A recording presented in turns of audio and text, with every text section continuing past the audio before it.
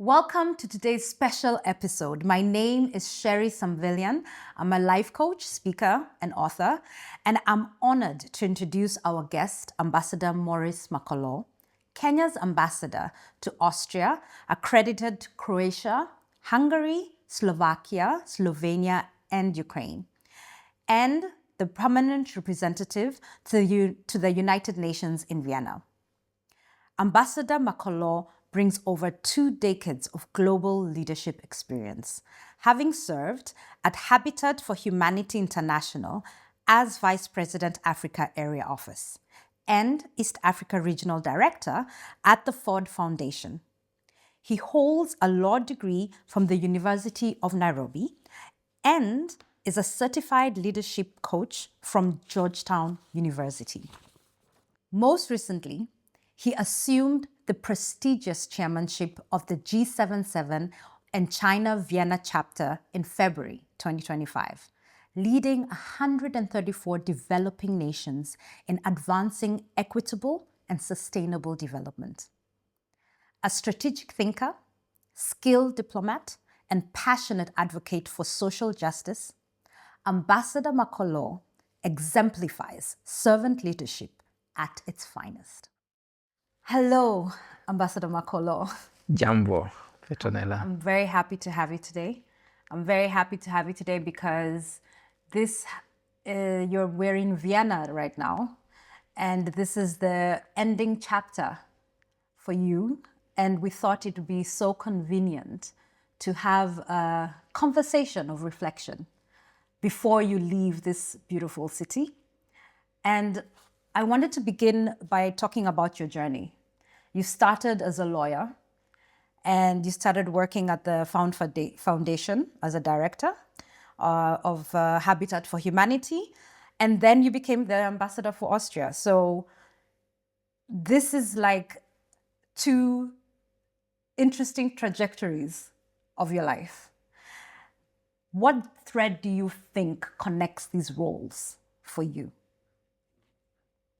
So thank you very much, Petronella. As you know, and even in your sentence, you use 2 words that I like, beginning and ending.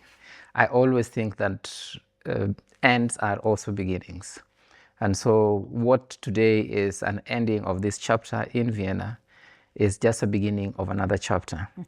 And I use that also to contextualize that the ends of my other chapters as Vice President of Habitat for Humanity for Africa, as a Regional Director of Ford Foundation, as an environmental lawyer, and all these, they kind of are all together.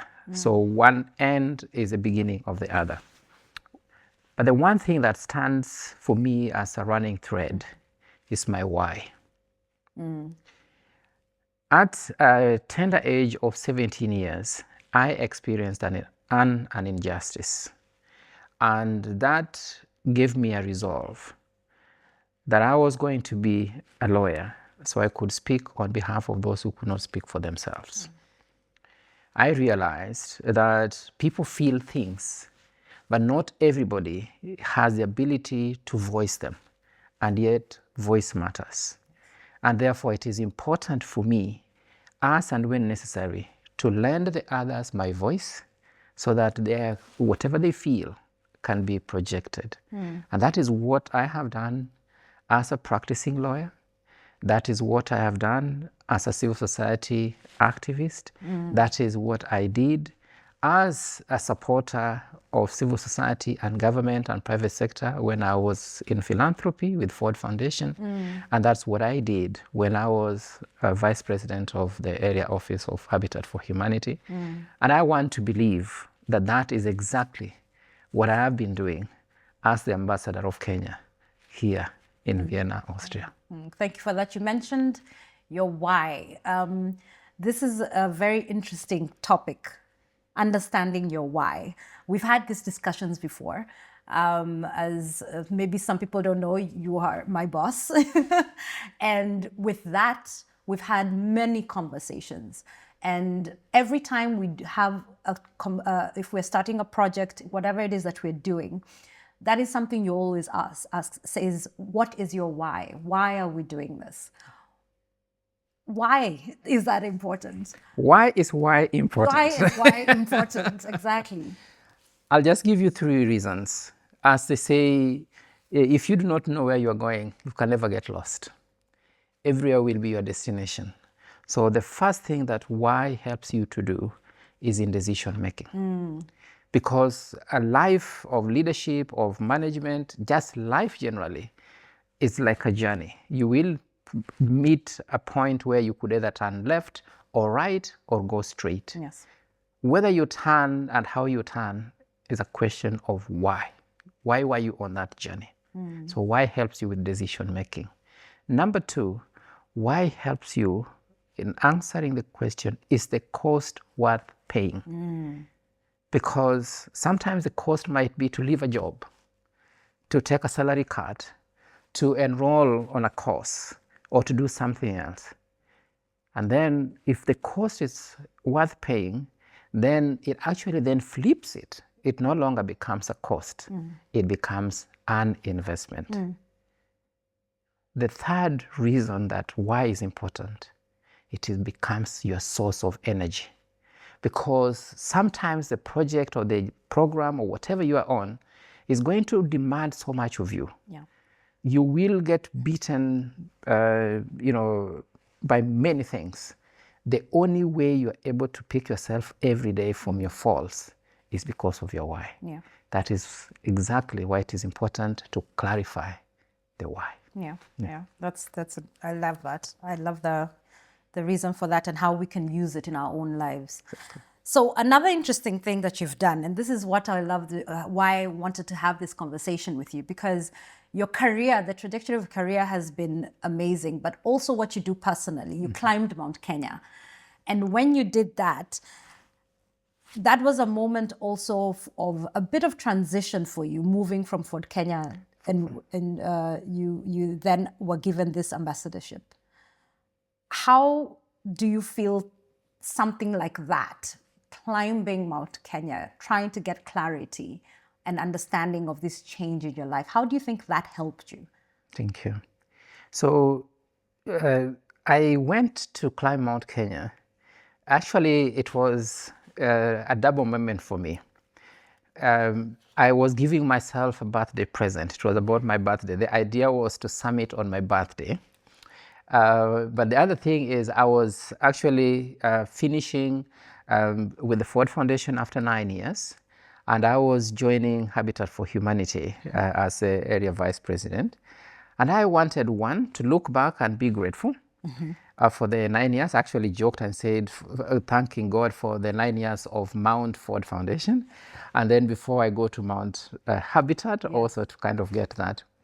What I found was very interesting, and that's why I said I came back exhausted because of the physicality of climbing a mountain, but also very elated and kind of with some very good clarity.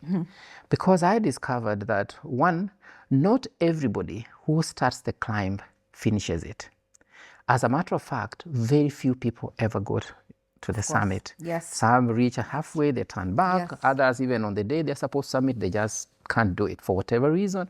Others even start summiting and they just can't complete it.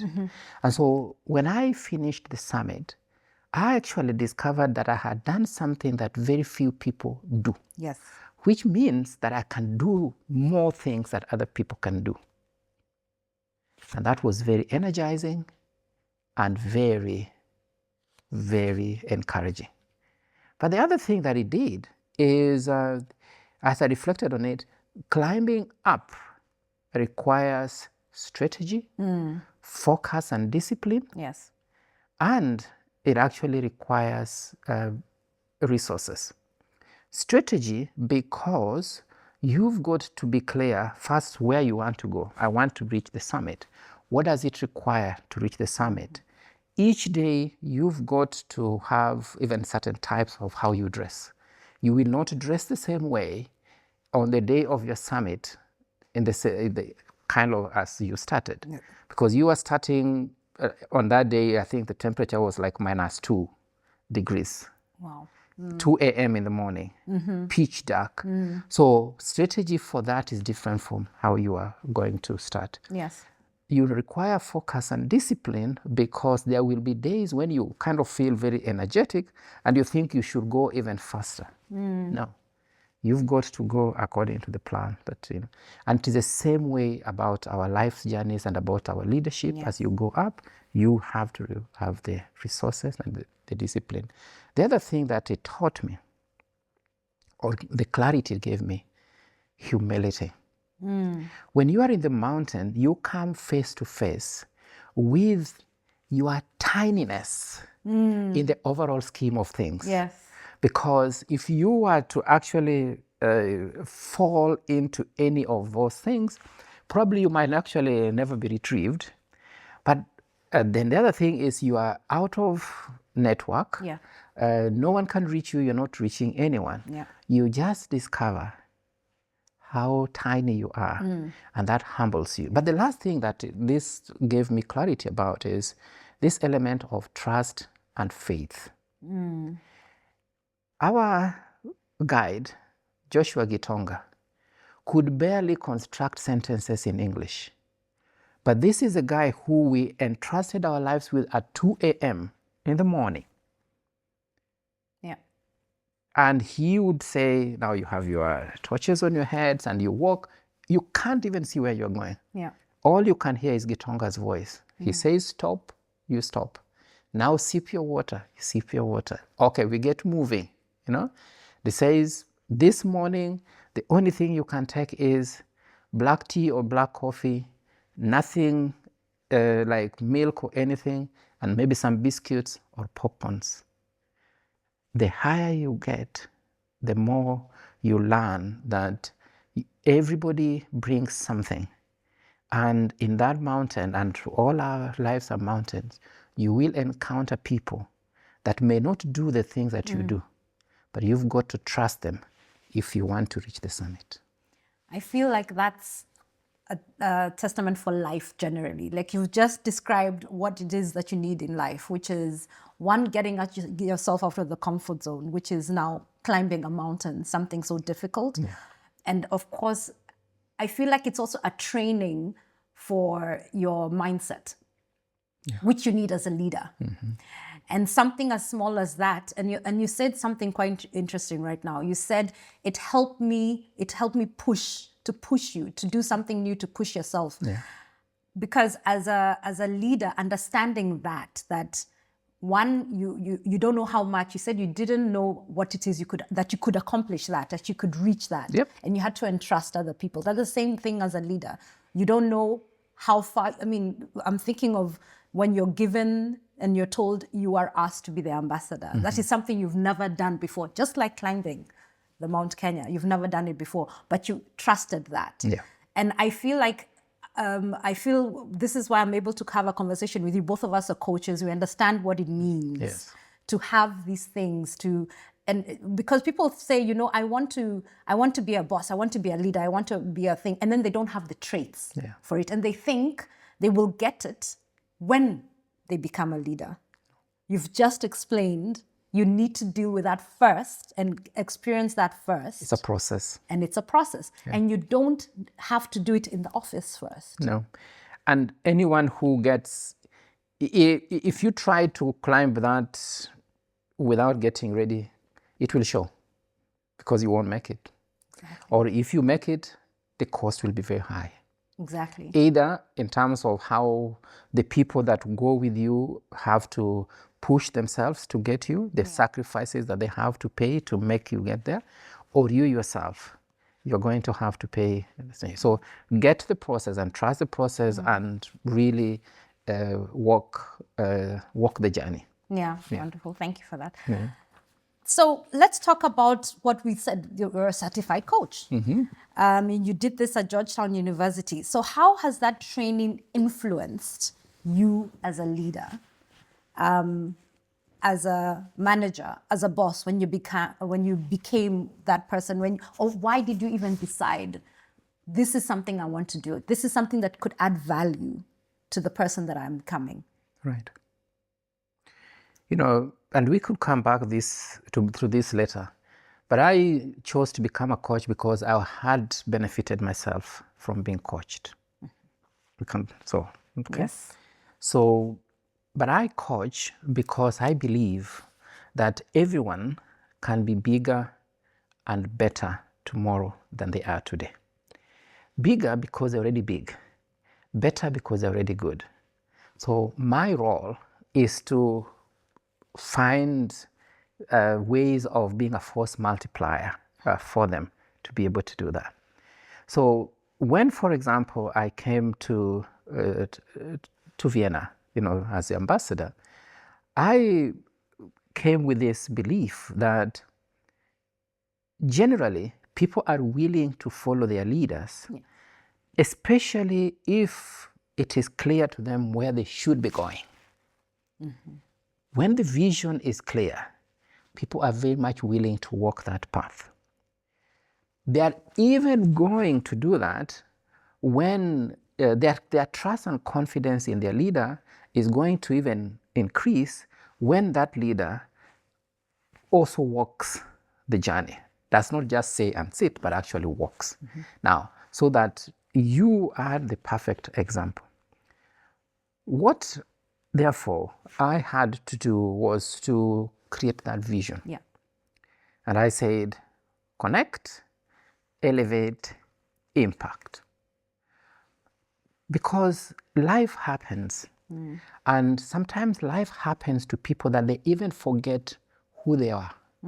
So the idea of connecting was to even connect with yourself, reconnect with your own life, with your own self.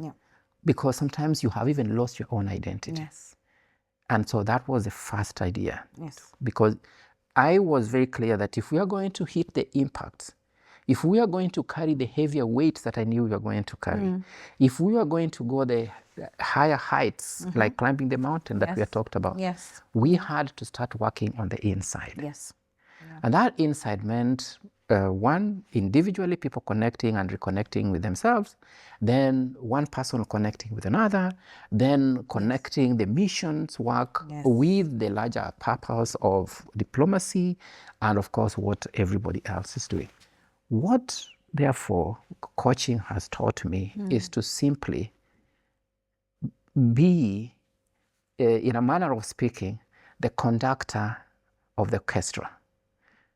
And I think nothing can illustrate that for the fact that we are in Vienna. Description, yes. Because in the orchestra, you have people playing different instruments. Yes. Without one instrument, you do not have a complete rhythm. Without the messenger, without the administrative attaché, without the driver, that mission cannot run. How do you get them to appreciate their important role? And how do you get all of that to come together to produce good music? And I remember one of the things that you did, which was very different from most managers, for me, my experience in working, is sitting down with each individual person and really getting to know who they are. I think that is the connection that you're talking about, connecting to the people, and also for them to understand you as a leader. And that is what pushed our mission. I feel, since I've worked with you for these years, that the embassy had more impact in what it did, connected better with the diaspora and with our other partners. And this happened because you started, as you said, with the people first. And with understanding who they are and then giving them room. Exactly. It's always about the people. Because it doesn't matter how beautiful the strategy is.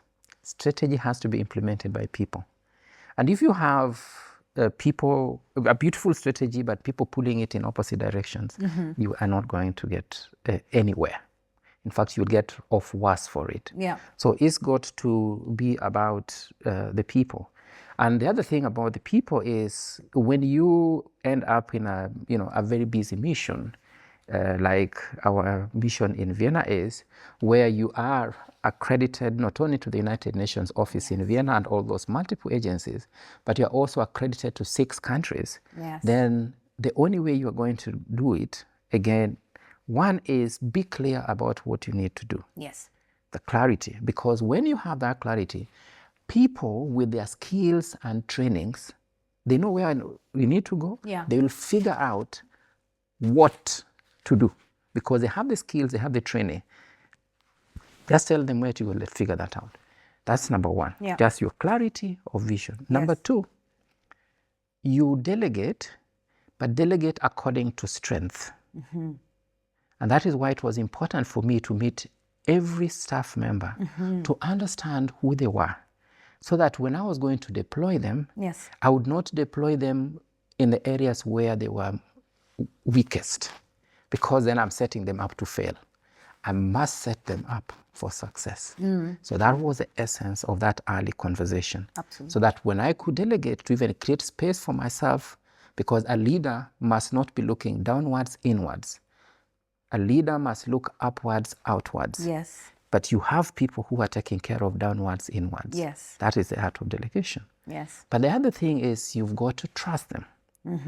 When you trust them, it also means that they have the space to fail. Yes. And it is okay. Then we say, okay, we failed there. What did we learn from it? And we go ahead from there. So this, and of course, you innovate. Yes. This is also very important when you have so much that you need to do. And sometimes innovation could require that you draw in even external resources. So for example, at the UN, maybe you can speak to a colleague and say, could you read this statement for me because I need to be in this other room and all this kind of. And of course, you're going to check, in terms of what is critical, what is urgent, and this kind of stuff. But it's always about the people. Yeah. And I can attest to that. There are not many leaders who are like that. There are a lot who want to use, without using better terms, control exactly what is happening and check every small thing. And what that normally does is it constrains everybody and nobody's able to grow. So the environment you created for us, that one I can completely say, is that because you let us be, so much more was done. And because you trusted us, we felt we were responsible to make it work. Thank you. And that, I think, is exceptional for as a leader for yourself. Thank you. So you spent 9 years at Ford Foundation. And you were leading across East Africa. And then you moved to Habitat, as you said. And you focused then on affordable housing. So what did these experiences in the nonprofit sector teach you about sustainable development that you're now applying in diplomacy? No, thank you. So again, if I could now use it's still about the people, but in a different way. Your work is about the people. Yes. And so I look at any leadership position that I am in, not necessarily as a position for its own sake, but as a platform for service.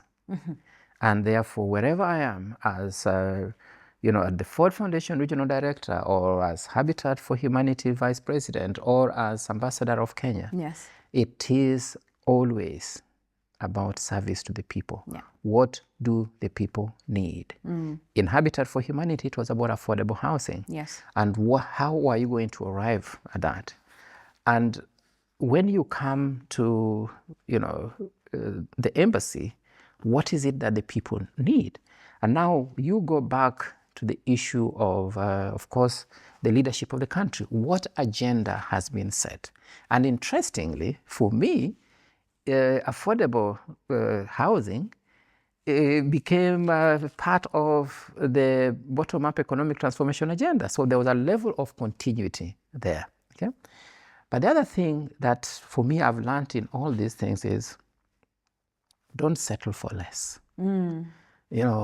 Push the envelope. Yes. And what it taught me about, what I've learned along the way is you are more. You are more than your title carries. So don't settle for less. Absolutely. Be more, do more, dream more. Take some risks. Even in trusting people, it's a risk taking. It is. But it is in the risk taking that innovation takes place. Yes. And so that for me has been my experience. That's wonderful. Thank you. So let's talk about you assuming chairmanship of the G77 in China, Yeah. for China, the China Vienna chapter. And Kenya, it was the first time since 1979 that Kenya has had chairmanship. In your speech, you emphasize reigniting hope in multilateralism. Why was this message important for you? Thank you very much. You know, human experience is a good teacher. And for most of us, especially Africans, but I believe in all cultures, there are a number of proverbs and wise sayings. And where I come from, there are quite a number of proverbs and wise sayings that talk about collaboration. So I was also coming from what I had lived up growing. But also what I had seen in my work, I realized, and earlier on we were talking about sustainable development, that sustainability is a product of co-creation. When people produce some things together, they see themselves as invested in the success of that. Yeah. Okay? So, but we are also living in a moment in diplomacy and in the world where that are very kind of testing for human experience. Yes. And it can be easy to retreat to corners and mourn and bemoan the old good days. Yes. And all I was saying that no, history teaches us that humanity has had its greatest progress the moments it has come together.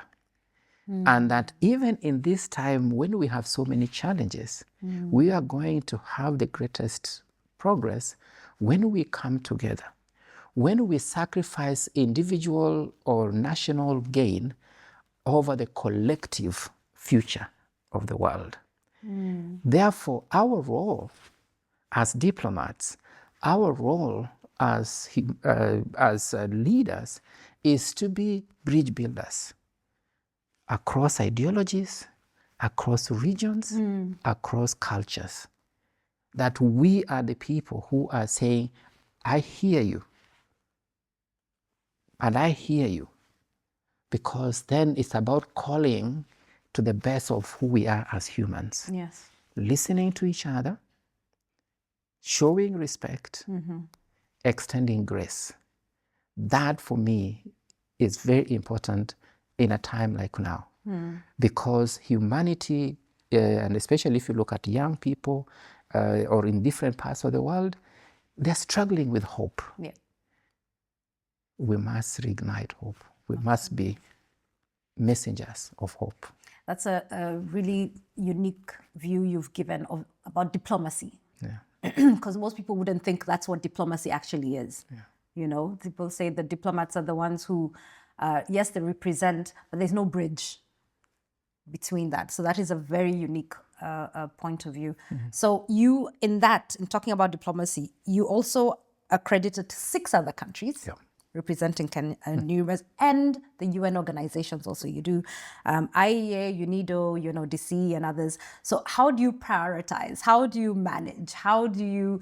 I believe when you're an ambassador for the first time, and you're given a station that has, I think, 6, 7 other countries. 6. 6 countries, and you're given the UN at the same time.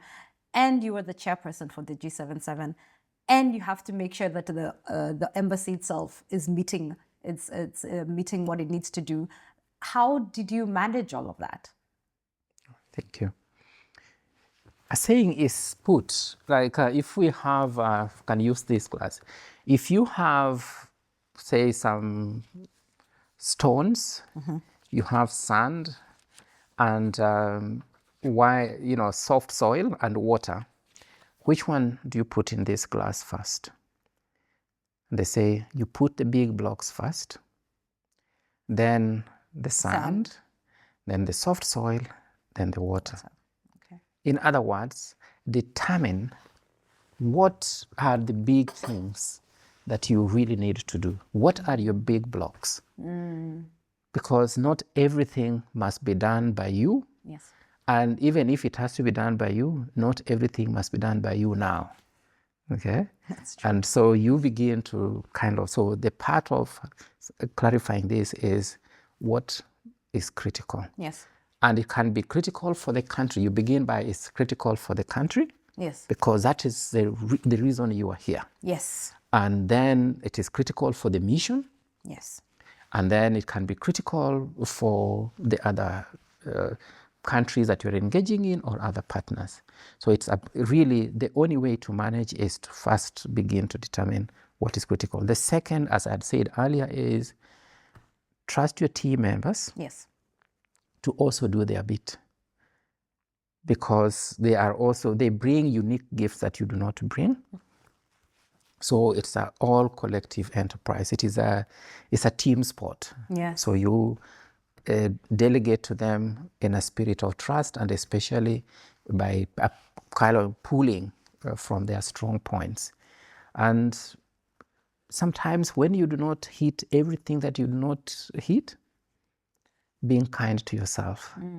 That for different reasons, you may not have hit every target. Yeah. But tomorrow is another day. So there's also that element of being kind to self, and self means also to your members. Yes. That not everything works when you want it to work. Yeah. And how you want it to work. Yes, that's very true, because when I think about the things we've gone through and the things we've as an embassy, and I can really share that when you really made sure you trusted everybody who's like their docket, because you do have the officers who are in charge of UNODC and one of UAEA and all of them. And you're coming also and trying to, as a leader, you're still trying to understand the topics and what it is that needs to be done. And I feel that, and I'm sure my colleagues also feel the same way, because you trusted them with showing you also the way. And this is why I'm saying you're a completely different leader. Most would come and say, I am the one, you should do the way I want to do it. But because you let everybody do that, people felt in charge of what it is that they're doing. And it's like, I feel it's like you told somebody, do your docket, and then they could see more. And then you brought them even higher. I think this is also how, when we're talking about prioritizing and managing that's how the dockets also grew bigger. And I would also say something. It is okay to be vulnerable. Vulnerable enough to admit that you do not know. Yeah. And you do not know everything. As I said severally, when I arrived, please do not wait for me to ask you a question, because I do not know what I do not know. So I cannot ask you. You've got to proactively come to me, so that I could also know. But yes, there is a lot to learn from your followers.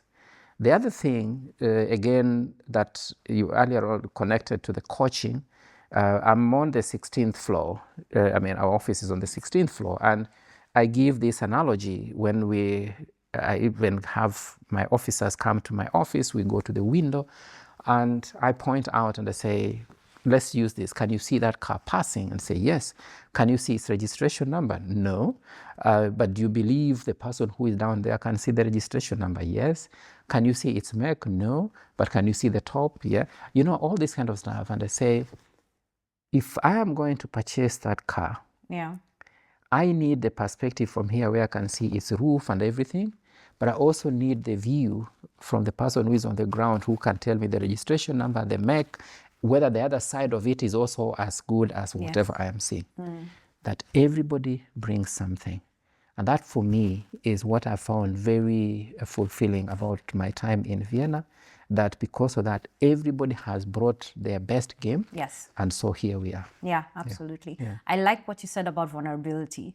And there's a research, she's called Brené Brown, and she says the best way for a leader to connect to their employees is by being vulnerable. You're vulnerable enough to say, as you said, I do not know everything. You're also vulnerable enough to say, we are going to fail, and it is okay. And I think that when you say again, going back to your topics of connect, impact, and it's part of that, which is very attesting to what you do. Recently, we celebrated our 61st Madaraka Day. And you spoke really powerfully about the diaspora and to the Kenyan youth. So what message would you most want to the youth? Because you in Kenya, especially for Kenya, we have our percentage of youth is higher. So what would you want them? What would you want to give them? What message would you like to share with them? Okay. First, believe in yourself. We live in a world where we hear lots of stories, and that's why I also wrote this poem, They Told Me, because sometimes it's also about the stories we tell ourselves. I can't do it. And people also tell you can't do it. There's a teacher who told you will not amount to anything. You're wasting your time on this kind of thing. Believe in yourself and let no one ever tell you anything otherwise. Believe in yourself. Of course, belief in self does not mean that you just now sit. Belief in yourself means that you can make yourself better. You believe you can do it, and you invest in yourself so that you can do it. But also believe in your country. When you go to these countries that are called good countries, let us never forget that they have not always been good. They were made good. They were built. Everything about them has been about investment in making them good.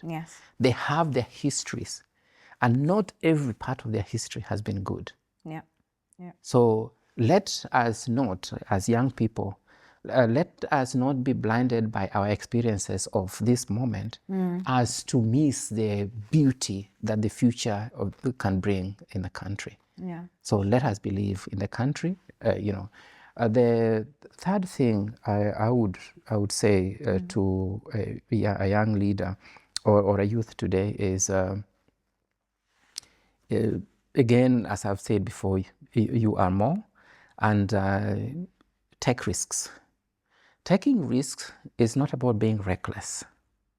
Taking risks is about having the courage. So I would say be bold unapologetically. Take bold moves unapologetically. It's not to say, as I've said, just be anyhow. Again, going back where we started, climbing a mountain requires strategy, focus, and discipline. But you've got to dream big and boldly so. So I would simply say, believe in yourself, believe in your country, and be bold unapologetically. Absolutely. And I would add that, as coaches, we would say also create the environment for yourself around you to have that. You created that environment for us in our office, in that for me personally, you have always pushed me to believe in myself and my skills and being bold enough to do something as simple as sitting here having a conversation with you about this. And saying that I am more, like you said, you are more than your title, you are more than just that, and not box yourself in what it is that your employment contract has told you you are, because only then can you achieve and do more. I think it is important also for the young people these days, in this time and era, we have such innovative young people, and they have such amazing ideas, and you created that space, and you keep creating that space, I believe, in everything that you're doing. But I also get pushed by young people, and which I think is also something I would want to add.